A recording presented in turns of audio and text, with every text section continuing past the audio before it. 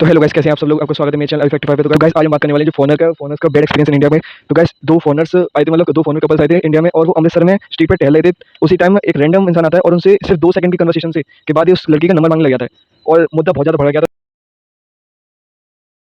तो गाइस बढ़ते हैं अगली न्यूज़ की तरफ। तो गाइस इंडिया की एक हिस्टोरिक विन हुई है। एक एथलीट है आनंद कुमार वेल कुमार, वो 1000 मीटर की जो स्प्रिंट रेस है वो जीत चुके हैं और उसमें गोल्ड मेडल जीत चुके हैं। और वो फर्स्ट टाइम इंडिया में पहली बार ऐसा हुआ है जो इंडिया के लिए गोल्ड मेडल आया कोई 1000 मीटर की रेस में।